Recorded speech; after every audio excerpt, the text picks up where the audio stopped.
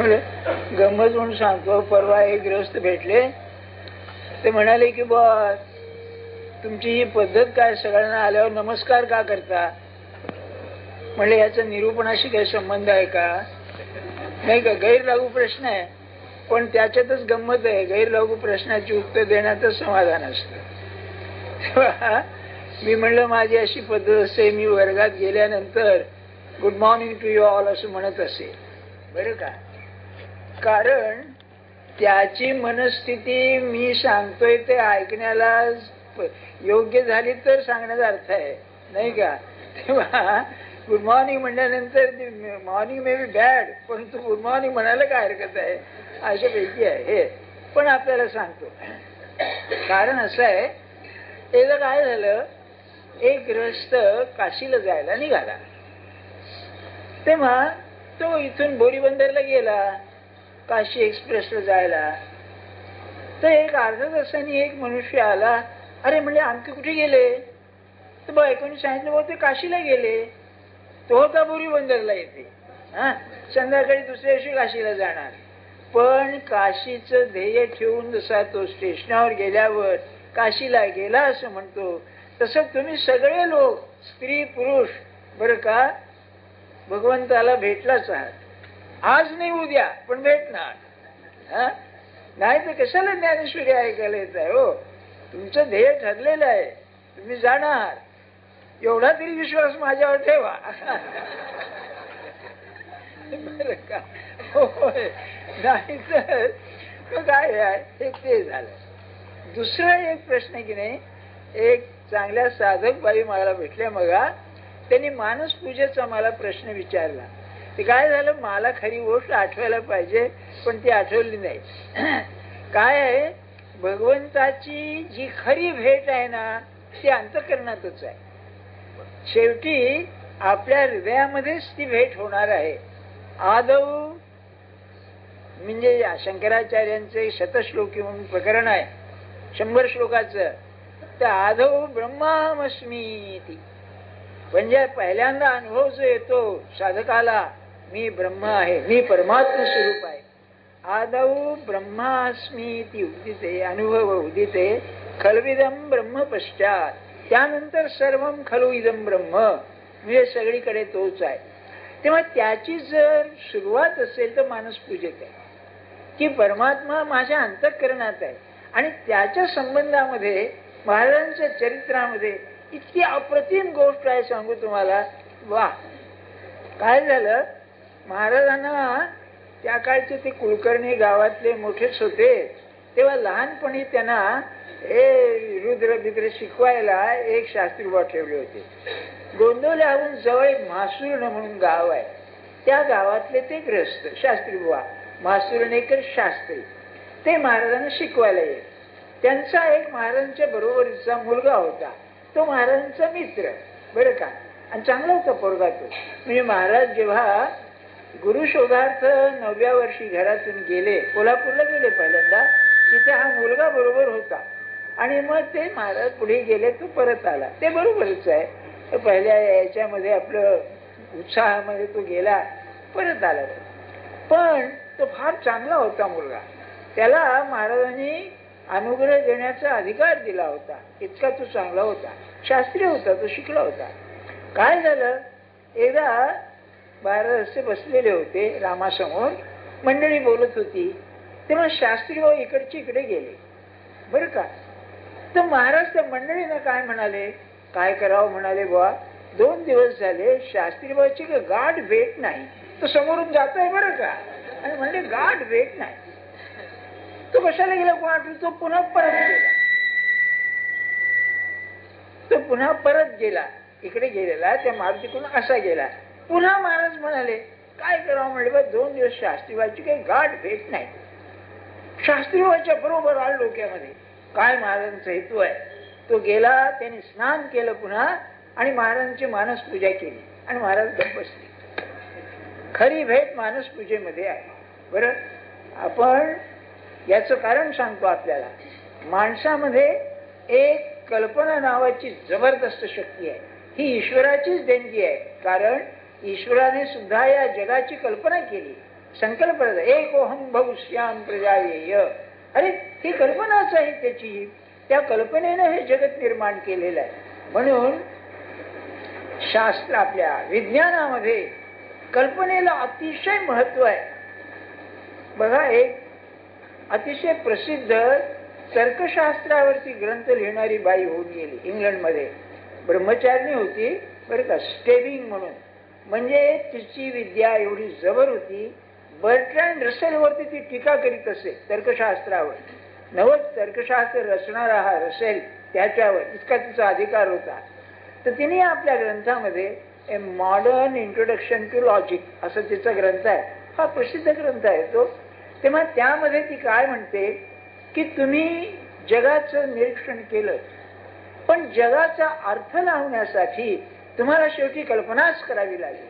आणि ती ज्या मानाने सृजनशील असेल, क्रिएटिव्ह असेल, त्या मानानं तुम्हाला जगाचा अर्थ कळेल. बरं का. आईन्स्टाईनने सुद्धा, आता हे सगळं आईन्स्टाईन म्हणजे प्रसिद्ध विज्ञान पंडित की हो, तो काय म्हणाला की तुम्ही जेव्हा निरीक्षण करता तेव्हा त्यातलं जे सूत्र आहे ते सूत्र समजायला पुन्हा कल्पनाच लागते. आणि ती ज्या मानाने सृजनशील असेल, ज्या मानाने क्रिएटिव्ह असेल, त्या मानानं तुमचा सिद्धांत खरा किंवा खोटा ठरेल.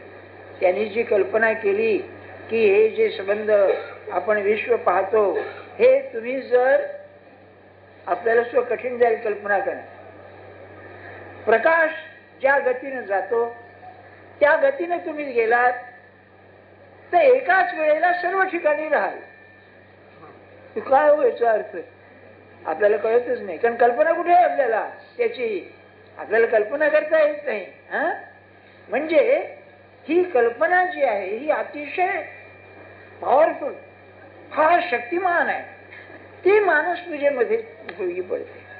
माझ्या ठिकाणी तो आहे म्हणलं की आहे.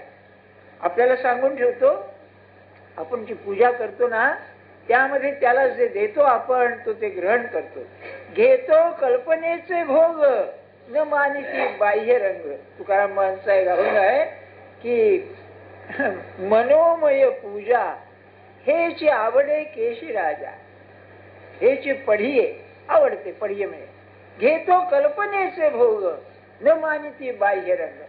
हे काय झालं की केतकरांच्या घरामध्ये एकादशी होती तेव्हा 2 नैवेद्य झाले. एक एकादशीचा, काही एकादशीचा न करणारे. तेव्हा महाराजांना नैवेद्य दाखवायचा तो एकादशीचा नैवेद्य. त्या दिवशी बाई विसरली महाराजांना नैवेद्य दाखवायला. आणि मग संध्याकाळी ते भाऊसाहेब, भाऊसाहेब आज मी उपाशी आहे म्हणाले, कारण नैवेद्य दाखवायला विसरले. मग महाराजांचं म्हणणं असं की आपण जेव्हा मानस पूजा करतो त्यांचे शब्द सांगतो की ती उपासना हजर असते. आपण पूजा करतो म्हणजे ते काही साहेबाची पूजा नव्हे हो, परमात्माची पूजा असते. हे मी का सांगतोय आपल्याला, आपलं सुखदुःख त्यांना सांगावं, आपण मनापासून सांगावं. तो हृदयातच आहे ना, तो ऐकतो म्हणून सांगावं, तो ते ग्रहण करतो. बरं, त्याला ऐकायला जातं कारण तो अंतर्यामी आहे. तो तुमच्या अंतर्यामी असं नव्हे, सगळीकडे तो भरलेला आहे. ही भावना पाहिजे. त्या भावनेला कल्पना उपयोगी पडते. ती कशी पाहिजे, त्या कल्पनेला शिक्षित केलं पाहिजे. तुम्हाला माहिती ना, अलीकडे ऑफिसातल्या बँकेतल्या लोकांना 8 दिवस ट्रेनिंगला पाठवतात. बोबल्याला 8 दिवसात काय ट्रेनिंग मिळतं कोणाच ठाऊक. बरं का, परंतु ट्रेनिंग बरं का, तसं या कल्पनेला शिक्षण द्यावं लागतं म्हणजे ती तयार होते. पहिल्यांदा त्यांची ती ही येत नाही, प्रतिमा येत नाही. ती प्रतिमा यायला लागली पाहिजे. ते शिक्षणच आहे. ते गोपींच्या जवळ काय होतं मला सांगा. परमात्मा त्याने म्हणलेलं आहे ना की आम्ही त्याला हाक मारली आणि तो येत नाही, शक्यच नाही म्हणाले. तू कुठे जातोय, जाऊ दे, मथुरा सोडून आमच्या जवळ असलाच पाहिजे. तो कल्पनेनच की तो आहे माझ्या जवळ, ही भावना. बरं का, आपलं कसं होतं की मी आहे म्हणलं तरी ऐकणे कोणात ठेव, लगेच ती उलटी कल्पना येते, म्हणजे चाट होऊन जाते. बघा, तसं नाही होतं कामा. हे आपलं महत्वाचं म्हणून सांगितलं. आपल्याला ते शिकायचं आहे ना, नाही का. आणि तसा जर तो आतमध्ये स्थिरावला, आपला देव, आपलं गुरु आतमध्ये स्थिरावले तर तो आपल्या बरोबरच असणार. मग अंतकाळची भीती काय हो? आपला तो विषय आहे ना, अंतकाळची भीतीच नाही, कारण तो आहेच तिथे, नाही का? म्हणून एक मी 10 वेळा तुम्हाला सांगितलं असेल, पण पुन्हा सांगतो. ज्ञानेश्वर महाराजांची अवस्था काय झालं हे सुद्धा मला आवडायचं.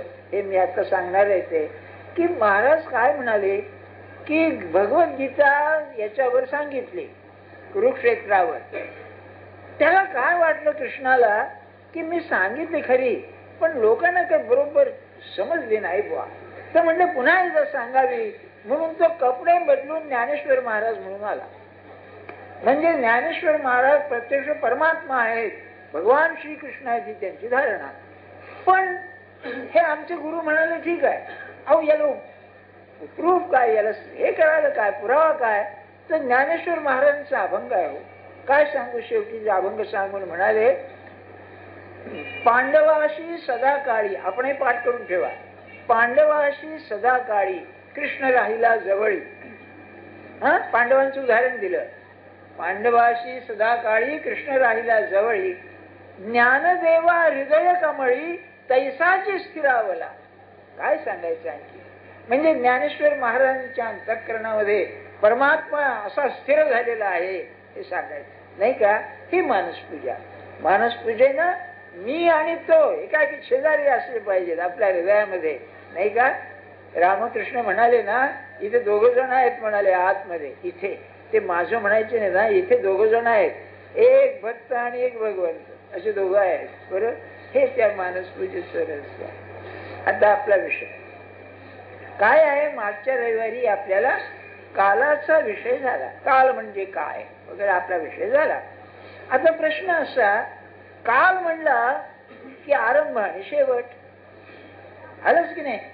वेळ सुरुवात झाली, सगळीकडे बघा जीवनामध्ये आरंभ आणि शेवट आहे. याला जन्म आणि मृत्यू म्हणतो आपण. जीवनाशी संबंध आला की जन्म आणि मृत्यू, होय ना? आणि 8व्या अध्यायामध्ये मृत्यू, सुंदर मृत्यू कसा यावा याचं सगळं वर्णन आहे. बर, आता प्रश्न असा, जर मृत्यू हा अटळ आहे तर या विश्वाला सुद्धा मृत्यू असला पाहिजे. जे दृश्य आहे त्याला आरंभ आणि शेवट. आता मी मागच्या रविवारी सुचवलं आपल्याला, थोडं डोक्याला ताप देणार आहे, पण शक्य तितकं त्याचं सोपं करून पाहायचं आपण. बरं, मृत्यू म्हणजे काय? दृश्य नाहीसं होणं म्हणजे मृत्यू. आकाराला आलेलं पुन्हा निराकारात जाणं याचं नाव मृत्यू. दुसरं काय आणखी मृत्यू म्हणजे? बर, जर असं आपण म्हटलं तर मग आकार म्हणजे काय? इंद्रियांना जे ग्रहण करता येतं तसा आकार येणं, दृश्य होणं म्हणजे मग जन्म. ते नाहीसं झालं म्हणजे मृत्यू. जर असं असेल तर मग ज्या जगामध्ये हा मृत्यू येतो त्या जगाला मृत्यू आहे का? तो विषय आता आहे आज. म्हणजे जर शेवट, आरंभ आणि शेवट हे जर सगळं दृश्याचं नशीब आहे, त्याच्या नशिबी लिहिलेलं आहे, तर मग या विश्वाला आरंभ आणि शेवट आहे का? शेवटाचं आपल्याला काही माहिती नाही. एक गमतीची गोष्ट सांगतो. एक ज्योतिष शास्त्रावर व्याख्यान होतं, खगोल ज्योतिष. हे भविष्याचं ज्योतिष नव्हे, विश्वाबद्दलचं एक व्याख्यान होतं शास्त्रज्ञाचं. तेव्हा तो काय म्हणाला सांगताना, आणखी 15 लाख वर्षांनी सूर्य थंड होणार आहे. बरं काय? तर एक जण उठला आणि म्हणाला, प्रश्न आहे बघ, काय हो? अहो 5 लाख का 15 लाख म्हणाले? तो म्हणाला, अरे 5 काय 15, तुला काय जगणार आहेस का? बरं का? तर हे विश्व केव्हा नाही होणारे पत्ता नाही. पण एक ध्यानात ठेवा, शास्त्र विज्ञान असं सिद्ध करतं, या सूर्याची शक्ती दिवसेंदिवस कमी होत चाललेली आहे. ती किती कमी होते त्यांचं प्रमाण सुद्धा असणार ते मला माहिती नाही, परंतु ती कमी होत चालली आहे, शंका नाही. मग हजारो लाखो काय असेल ते असेल, पण शेवट आहे, जाऊ द्या. शेवट काय पाहायला आपण राहणार नाही, है ना? खात्री आहे ना तुम्हाला? 15 लाख 10 लाख वर्ष काय सगळं विलक्षणच आहे. मग सुरुवात केव्हा झाली तेही कळायला मार्ग नाही. कारण वेदामध्ये असा एक मंत्र आहे, आमच्या पूर्वजांचे पूर्वज होते ते असं म्हणून गेले. अरे पण केव्हा, त्याला काही पत्ताच नाही. म्हणजे या विश्वाला अनादी असं म्हटलेलं आहे. आदी नाही ते अनादी. अरे असं कसं म्हणतं अनादी आहे? अहो प्रत्यक्ष आहे ना, सुरुवात झालेली दिसते आहे. मग अनादीचे दोन अर्थ आहेत. एक, ज्याला आधी नाही म्हणजे सुरुवात नाही अशी, त्याला अजातवाद असं म्हणतात वेदांतात. अरे झालंच नाही हे विश्व, तुमच्या कल्पनेच आहे सगळं, हा एक. पण तो अर्थ इथे नाही. अनादी म्हणजे ज्याचा आरंभ कळत नाही ते. संस्कृतात शब्द फार छान आहे, दुर्ज्ञेय आरंभ. बर, त्या केव्हा झालं कोणाचं, केव्हा झालं, झालं एवढं खरं, पण केव्हा झालं माहिती नाही. तुम्ही की नाही 1 महिन्यापूर्वी जेव्हा सूर्यग्रहण झालं त्यावेळेला त्याचे फोटो पाहिले असतील. त्यामध्ये एक photo the birth of A star म्हणून एक फोटो होता. म्हणजे नवीन ग्रह तयार झाला असं. बरं, तारा, ग्रह नाही, तारा, प्लॅनेट, ग्रह म्हणजे तारा तयार झाला असं. ते एक नुसता ढग, मोठा प्रचंड ढग, त्याचा स्फोट झाला आणि त्यातून तो तारा निर्माण झाला असं वर्णन आहे. तसं की नाही या विश्वाला आरंभ जो झाला हे खगोल ज्योतिष म्हणतात की असा काहीतरी स्फोट झाला आणि त्यातून हे विश्व निर्माण झालं. प्रश्न असा आहे, असंच का झालं नाही का? हे मानवी बुद्धीला कळत नाही. मी आपल्याला असा प्रश्न विचारतो, आपण इतके स्त्री पुरुष इथे आहोत, तुम्ही अमक्या ठिकाणी, अमक्या वेळेला, अमक्या आईबापांच्या पोटी, अमक्या गावामध्ये, अमक्या राजकीय परिस्थितीमध्ये, अमक्या महागाई स्वस्ताईमध्ये पुरुष किंवा स्त्री म्हणून का जन्माला आला? समजताय ना मी काय म्हणतोय ते? एका प्रश्नाचं उत्तर द्या. यापैकी 5-6 गोष्टींना अमक्या ठिकाणी का आलात? मुंबईमध्येच, अहो त्यात सुद्धा अमक्या दवाखान्यात का आलात? काय याला उत्तर काय आहे मला सांगा. याला काही उत्तर आहे का? समाधानकारक उत्तर पाहिजे. काय उत्तर आहे मला सांगा बरं. अमक्या आईबापाची पोटी का आलात? काय उत्तर आहे?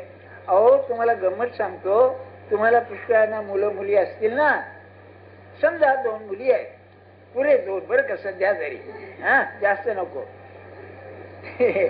सहज आठवलं सांगतो, फार जुनी गोष्ट आहे महाराजांच्या काळची. एका माणसाला 10 मुली. आता ते त्यांची नावं तरी म्हणजे नवऱ्याची नावं लक्षात राहतील, जावयांची काय कारण कोणा ठेवू, पण 10 मुली. तेव्हा जेव्हा 10वी मुलगी झाली तेव्हा तो आला महाराज म्हणले अरे काय 10 मुली. तो हसला बघा, हसला. महाराज म्हणजे अहो 10 मुली झाल्या हसला, अति झालं हसू आलं म्हणाला. आणि 10 मुलींची लग्न झाली व्यवस्थित होतो. आता कोणचा नातू कोणाचा हे कळायला मार्ग नाही, बरं त्याने काय केलं असेल कोणाचं. पण जीवन कसं आहे बघा, इज लाईफ. सांगण्याचा हेतू माझा निराळा आहे. काय उत्तर देता येईल याला? जर तुमच्या आमच्या जीवनामध्ये यावेळेला ही गोष्ट का घडली याचं उत्तर नाही, तर विश्व केव्हा निर्माण झालं सांगता येईल माणसाला? माणसाच्या बुद्धीला नाही कळणार. म्हणून त्याला अनादी असं म्हटलेलं आहे. ज्याचं आरंभ ज्याचा अज्ञानामध्ये घडलेला आहे. एक, का निर्माण झालं असं नाही का प्रश्न विचारणार? का निर्माण झालं हे? काय त्याला ते चैन पडत नव्हतं का? आणि असंच उपनिषद सांगताय, स एकाकी न रमते. अरे मग तुझ्यात आणि आमच्यात फरक काय आहे? मुलीचं लग्न होत नाही म्हणता माझं लग्न होत नाही, माझं लग्न होत नाही, मुलगी मिळत नाही, मुलगा मिळत नाही. अरे अरे मग त्याला असंच झालंय, त्याला कर्मे ना त्याला, मग मी 2 व्हावं, अनेक व्हावं. अरे हे सगळं मानवी बुद्धीने रचलेल्या कल्पना आहे. बरं का झालं नाही सांगता येणार. मग सगळ्या शहाणे संत निघाले. अहो जे तुमच्या बुद्धीला समजणार नाही, कळणार नाही, ते कळून घ्यायचे मागे लागता का? मी कोण आहे पहा ना, म्हणजे सगळं मातीत संपेल सगळं ते. बरं का, किती बरोबर आहे त्यांचं. अगदी व्यवहारी बना. ते कुणाशो काय आहे ते, अरे मी कोण आहे ते बघ ना, म्हणजे त्याचं काम होईल. ते असू दे, हा काही मुद्दा आजचा नव्हे. मग जर कल्पनाच करायची झाली, म्हणून मी सांगतोय सगळं कल्पना कल्पना कल्पना. जर विश्वाच्या आरंभाची कल्पना करायची झाली तर ती कालातच करावी लागेल. काळ सुरुवात केव्हा झाला? जेव्हा विश्व निर्माण झालं तेव्हा सुरुवात झाली. ते केव्हा झालं? कालाच्या बाहेर गेल्याशिवाय कळायचं नाही. आणि काळाच्या बाहेर गेला की काळ उरत नाही, म्हणजे प्रश्न संपला. काय आहे, आपल्याला जे प्रश्न येतात ना, शंका येतात ना, त्या ज्ञानाने सुटतात असं म्हणायचं. पण ते व्यवहारात बरोबर आहे, त्या ज्ञानाने सुटतील. भगवंताचं ज्ञान असं आहे, ते प्रश्नच उरत नाहीत, मग काय भानगडच नाही काही. म्हणून ते अजातवाद जो म्हणतात ते झालंच नाही, ते असं आहे बरं का. कोणाच ठाऊक काय. बर, आता सुरुवात झाली नाही म्हणून चालेल कसं. मी आहे, जग आहे, सगळं विश्व आहे. मग त्यात दोन गोष्टी आता घ्या. एक आहे, एक विश्व नव्हे, अनेक विश्व आहेत. अनंत कोटी ब्रह्मांड नायक, कोटी कोटी बरं का, म्हणजे अतिशयोक्ती. किती जरी विश्व आहेत, नवीन येत आहेत जात आहेत. आणि असलं पाहिजे. असं म्हणतात की आपण आज एक तारा पाहिला बरं का, तो तारा नाहीसा होऊन 100-200 वर्ष झाली असतील. तिथून जो प्रकाश निघाला तो 100 वर्षांनी पृथ्वीवर आलाय आणि आज आपल्याला दिसतोय. म्हणजे किती अंतर असेल मला सांगा. तर विलक्षणच आहे सगळं हे. बर, पृथ्वी केव्हा झाली, कशी झाली हे जाऊच द्या. केव्हा झाली, लाखो वर्ष झाली. त्यावर जीव कसं झाला माहिती नाही. जीवातून मग होता होता माणूस कसं झाला, माणसामध्ये मग संस्कृती कशी झाली. अरे काय सगळं, सगळं आवाढव्यच आहे, म्हणजे वेड्यासारखंच आहे. मग तरी पण माणसाचं मन चैन पडू देत नाही, त्याच आयुष्य शोधून काढत. मग कळणार केव्हा झालं, मग एक शक्ती मानली. कोणची, जे हे विश्व निर्माण करतं अशी एक शक्ती मानली बरं का. त्याला त्यांनी ब्रह्मा असं नाव दिलं. दी क्रिएटर, निर्माता. सृष्टी आहे, स्रष्टा पाहिजे, त्याशिवाय नाही. याचंही कारण असं आहे, ब्रह्मदेव कसा आहे, त्याला 4 तोंड आहेत बघा. आहे ना, आपल्याला माहिती आहे ना, ब्रह्मदेवाला 4 तोंड आहे. अरे 4 का, या 4 तोंडाची एक गंमत सांगतो आपल्याला. एक तंबाखू खाणारे ग्रस्त होते बरं का.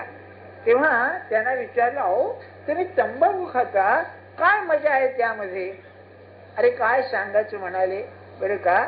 एकदा असा प्रश्न निघाला, धरित्रे तले सारमस्ति किमस्ति, या पृथ्वीवर सार काय आहे, सगळ्यामध्ये उत्तम काय आहे. तर म्हणले ब्रह्मदेवाला 4 तोंड ना, 4ही तोंडाने म्हणाले तमाखूस तमाखूस तमाखूस तमाखू. तंबाखू म्हणले सगळं सार आहे म्हणून बरं का. सिगरेट प्या ही जाहिरात होती आपल्याशी. सांगण्याची गंमत अशी, अरे 4 तोंड का, 4 दिशा आहेत ना, 4ही दिशावरती ज्याचं स्वामित्व आहे तो ब्रह्मा. मी सांगितलं नाही, मायथॉलॉजी सगळं पुराण आहे, हे सगळं समजून घ्यायला पाहिजे नाही का. 4च तोंड का, मग ते या करता 4ही दिशेला ज्याची सत्ता चालते तो ब्रह्मा. बर, ब्रह्मदेव झाला खरा, निर्माण केलं. आता त्याला चांडायनं सांभाळायचं कोणी, मग त्या शक्तीचं दुसरं रूप विष्णू मानलं त्याने. बर, विष्णू ही अशी सात्विक देवता आहे, ब्रह्मदेव हा रजोगुण आहे आणि शंकर हा तमोगुणी आहे. पण तुम्हीच कल्पना करा, जर निर्माण केलेलं सारखं तसंच राहिलं, माणसांचंच घ्या किंवा मुंबईमध्ये काय गर्दी झाली तुम्हाला माहिती आहे ना, नाही का. तो माओ होता ना, चीनचा झोटिंगशाह डिक्टेटर माओ, तो काय म्हणायचा, चीनला युद्धाची जरूर आहे आज. बरोबर मला 2-4 लाख मेले तर लोक बरे होईल की म्हणाला, लोक कमी होतील नाही का. म्हणजे मग जर संहार नसता तर ह्या जगाची काय अवस्था झाली असती. म्हणून त्यांनी शंकर मानला त्याला बरं का. आणि त्याला नाव महादेव दिलं, हे लक्षात ठेवा. एकाने विचारले महादेव का, तर म्हणजे सगळ्यात जर कठीण काम असेल तर नाहीसं करणं कठीण काम आहे बरं नाही. आणि या मुंबई सारख्या शहरामध्ये दवाखाने जे आहेत मोठे मोठे, ते शंकराचे अवतार.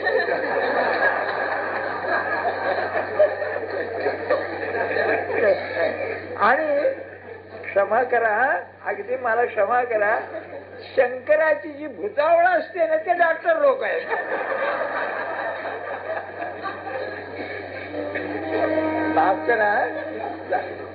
विनोद सोडून द्या. तुम्हाला माहिती आहे संस्कृत श्लोक यमराज सहोदर म्हणतात वैद्याला, म्हणजे यमाचा भाऊ सह उदर, एकाच उदारातून आलेले ते सहोदर भाऊ. ते म्हणजे डॉक्टर लोक म्हणजे यमाची मित्र आहेत म्हणा फार तरी. तेव्हा ब्रह्मा विष्णुमय.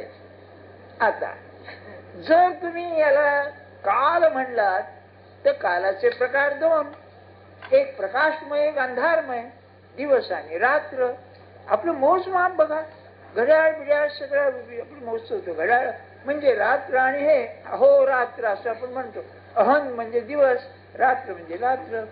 तेव्हा जर तुमच्या जीवनामध्ये, मानवी जीवनामध्ये रात्र आणि दिवस यांनी कालगणना होते, तर या विश्वाची कालगणना सुद्धा ब्रह्मदेवाचा दिवस आणि ब्रह्मदेवाची रात्र समजतात. यायला नाही, सगळं पुराण आहे बघा, याच्यावरून त्याची कल्पना करायची सर. बर, आता तुमची आमची रात्र आणि दिवस जे आहे ना ते की नाही 6 तास किंवा 8 तास 10 तास असं समजायचं. इकडे उत्तर ध्रुवाकडे काय 4 महिने रात्र आणि 8 महिने दिवस असं काही असेल, पण दिवस आणि रात्र आहे. तर मग ब्रह्मदेवाचं दिवस आणि रात्र काय?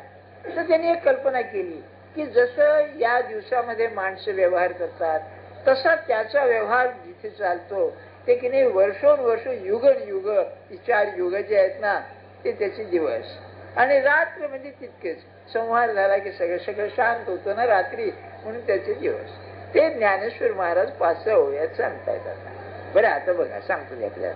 तये ब्रह्मभुवनी दिवस पाहे, ते वेळी गणना केही न समाये, ऐसे अव्यक्ताचे होये व्यक्त विश्व. ज्ञानेश्वर महाराजांनी तिथे सुरुवातच करून दिलेली आहे. जसं माणसं जन्माला येतात ते अव्यक्तातून व्यक्त येतात. अव्यक्त म्हणजे जे दिसत नाही ते, इंद्रियांना न दिसणार असं जे क्षेत्र आहे तिथून ते येतात. तसं हे विश्व सुद्धा अव्यक्तातून बाहेर येतं. अव्यक्त म्हणजे जे दिसत नाही पण आहे. अत्यंत उत्तम उदाहरण ज्ञानेश्वर महाराजांपुढे दिलाच दृष्टांत. समजा एक झाड आहे, उपनिषदात त्याचं वर्णनच आहे, एका पिंपळाचं नाही याच्या झाडाचं, वडाच्या झाडाचं.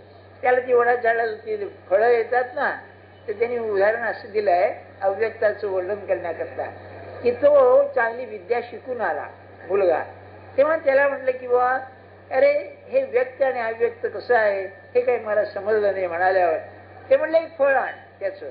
तो फळ आणलं, ते फळ फोड म्हणाला बाप म्हणाला.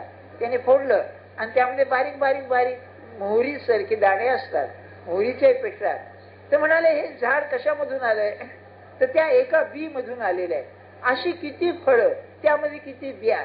म्हणजे हे जे अव्यक्त जे आहे इतकं सूक्ष्म आहे, त्यातून हे सगळं दृश्य निर्माण झालेलं आहे. म्हणून हे जे विश्व आहे हे अव्यक्तातून व्यक्त आहे.